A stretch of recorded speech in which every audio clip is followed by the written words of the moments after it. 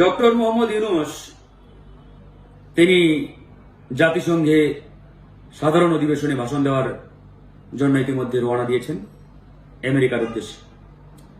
সেখানে আমরা দেখলাম যে 3টি রাজনৈতিক দল থেকে 2 জন করে প্রতিনিধি সাথে নিয়েছেন। আমি মনে করি ডক্টর মোহাম্মদ ইউনূসকে আমরা যেভাবে চিন্তা করতাম, ভাবতাম, কিন্তু আসলে ঠিক তার উল্টোটা আমরা দেখতে পাচ্ছি। উনার মধ্যে যে ধরনের উদারতা থাকা দরকার, উনার মধ্যে যে ধরনের উদারতা আমরা প্রত্যাশা করি, তার ছিটে ফোটাও উনার মধ্যে আছে বলে আমরা মনে করি না। দেখেন, এখানে 3টি দলকে নিয়ে যাওয়া হয়েছে। যদিও যাদেরকে নিয়ে যাওয়া হয়েছে, কেন নিয়ে যাওয়া হয়েছে এটা আমরা জানি, কারণ তিনি সেখানে আওয়ামী রোষানল থেকে বাঁচানোর উদ্দেশ্যেই মূলত বিএনপি জামাতের প্রতিনিধিদের তার সফর সঙ্গী করেছেন।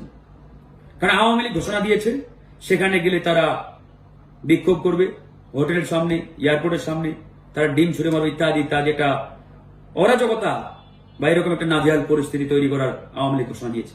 তো এরকম পরিস্থিতি যাতে তৈরি করতে না পারে, পাল্টা যাতে সেখানে বিএনপি জামাতের নেতাকর্মীরা অংশগ্রহণ করে, অবস্থান নেই স্বাগত জানাতে, এই জন্যই মূলত ডক্টর মোহাম্মদ ইউনূস তাদেরকে সঙ্গে নিয়েছেন। তাদেরকে সাথে নিয়েছেন মানে ভিন্ন কোনো উদ্দেশ্যে, ভালো উদ্দেশ্যে বা আপনার নিরপেক্ষ একটা উদ্দেশ্য থেকে এটি ভাববার কোনো কারণ নেই। ওই একটা মাত্র কারণেই তাদেরকে সাথে নিয়েছেন।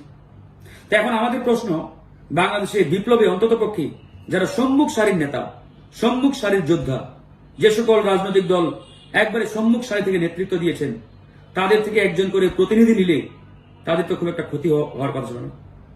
কিন্তু আজকে ডক্টর মোহাম্মদ ইউনূস বৈষম্য মুক্ত বাংলাদেশ বিনির্মাণের কথা বলে তিনি নিজেই বৈষম্য শুরু করেছেন। যেখানে গণ অধিকার পরিষদ এই বিপ্লব বা জুলাইয়ের সম্মুখ সারির একটি রাজনৈতিক দল, সম্মুখ সারি থেকে আমরা নেতৃত্ব দিয়েছি, হামলা মামলা সহ্য করেছি, কিন্তু ডক্টর মোহাম্মদ ইউনূস আমাদেরকে বারবার সব জায়গা থেকে মাইনাস করেছেন, বঞ্চিত করেছেন, এরকম একটা অবস্থা। তো সেই জায়গা থেকে আমরা মনে করি উনার যে উদারতা থাকা দরকার ছিল, সেই উদারতা এই অন্তর্বর্তীকালীন সরকার এবং ডক্টর মোহাম্মদ ইউনূস দেখাতে পারছেন না।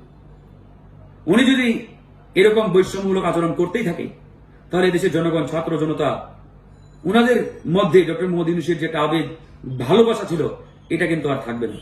যদিও ইতিমধ্যে একবারেই ডাউনের দিকে যাচ্ছে, সামনে হয়তো আরো এটা একবারে তলানিতে পৌঁছাবে। তখন ডক্টর মোহাম্মদ ইউনূসের যে একটা গ্লোরিয়াস, যে একটা আপনার ফ্লেভার, যে তার একটা চ্যাপ্টার, এই চ্যাপ্টারে কিন্তু ধরেন যে কালো দাগ পড়বে।